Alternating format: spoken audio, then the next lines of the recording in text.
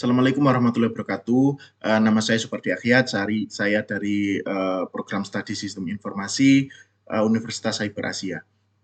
Di sini saya akan mempresentasikan artikel opini saya yang berjudul Pengaruh Artificial Intelligence pada Pendidikan. Sebelum kita mulai, mari kita ketahui dulu atau kenali dulu apa itu Artificial Intelligence.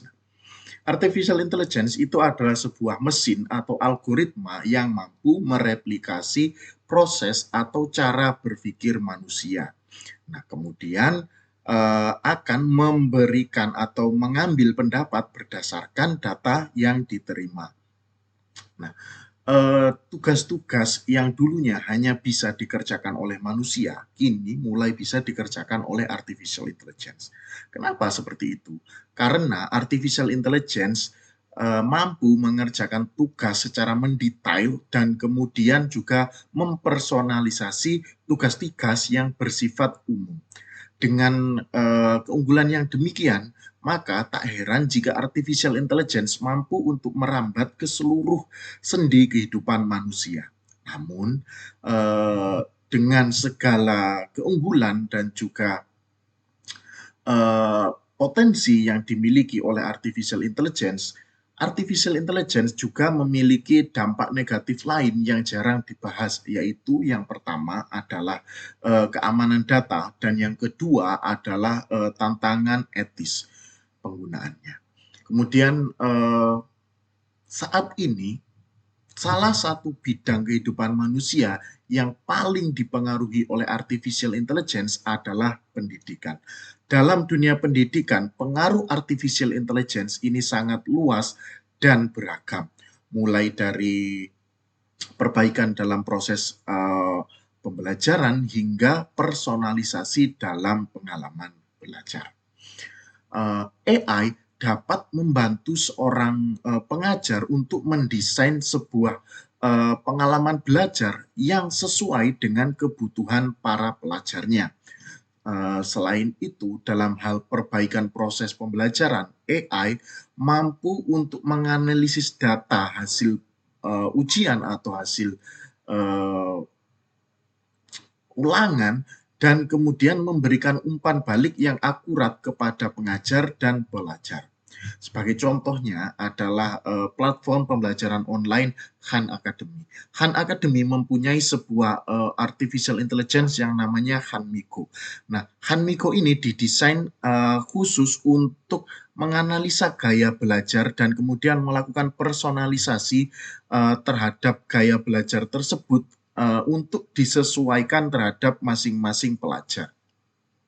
Selain menawarkan kemudahan bagi pengajar, AI juga memberikan kemudahan bagi pelajar.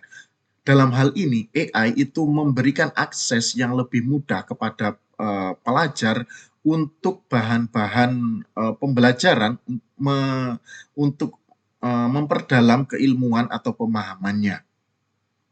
Bahkan AI juga bisa memberikan asistensi kepada pelajar untuk mengerti tentang beberapa subjek.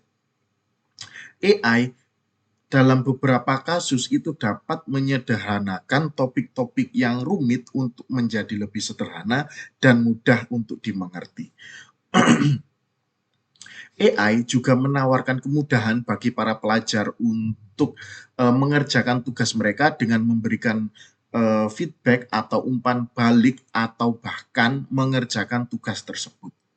Selain dampak positif-positifnya tadi itu, AI sendiri itu mempunyai banyak sekali dampak-dampak negatif. Salah satu dampak negatifnya adalah yang pertama adalah tentang perihal keamanan data, dan yang kedua adalah etika penggunaan. Dalam hal etika penggunaan ini, plagiarisme adalah masalah utamanya. Tugas-tugas akademik dari berbagai bidang studi, mulai dari soal-soal matematika, kemudian karya tulis ilmiah, kemudian opini, itu dapat dengan mudah diramu dan ditulis oleh artificial intelligence. Plagiarisme yang dilakukan dengan bantuan artificial intelligence itu pada umumnya sangat sulit untuk dikenali karena AI punya kemampuan menulis yang sangat mirip dengan manusia. Sebagai contoh yang terbaru adalah kasus di mana beberapa calon mahasiswa universitas ternama di Indonesia itu ketahuan atau terindikasi menggunakan artificial intelligence untuk mengerjakan tugas atau ujiannya. Nah, hal ini tentu menjadi hal yang sangat eh, masalah besar ya, menjadi masalah besar bagi instansi yang mengeluarkan atau melaksanakan ujian tersebut, dapat menggerus kredibilitas dari instansi tersebut. Sementara itu, ancaman yang berupa keamanan data juga tidak kalah besarnya. Jadi artificial intelligence ini itu kan bekerja berdasarkan input data yang diberikan oleh pengembang. Nah, input data ini nanti akan menjadi sebuah set data yang digunakan untuk training data yang melatih sebuah model machine learning atau algoritma dalam memprediksi output atau keluaran yang sesuai dengan prediksi. Nah, akibatnya set data atau data yang digunakan itu harus didapatkan secara legal, dan yang kedua adalah bersifat faktual dan kemudian objektif, dan yang tidak kalah pentingnya adalah tidak ada bias data. Nah, pada uh, pada artificial intelligence itu tidak bisa atau membuat sebuah karya yang orisinil. Artificial intelligence itu umumnya hanya bisa mereferensikan data dari set data yang diberikan. Kemudian pada kelanjutannya adalah pada kasus-kasus AI yang berjenis generative image atau pembuatan gambar itu sering terjadi pelanggaran hak cipta. Contoh yang terbaru adalah sebuah perusahaan startup AI yang bernama Stability AI itu digugat oleh perusahaan stok foto asal Amerika Getty Image ke pengadilan karena Stability AI itu dituduh menggunakan ribuan gambar-gambar dari Getty Image untuk mentraining data model machine learning mereka supaya dapat membuat gambar secara otomatis. Kemudian saya sebagai seorang pelajar sekaligus pengajar tentu sering berinteraksi dengan artificial intelligence.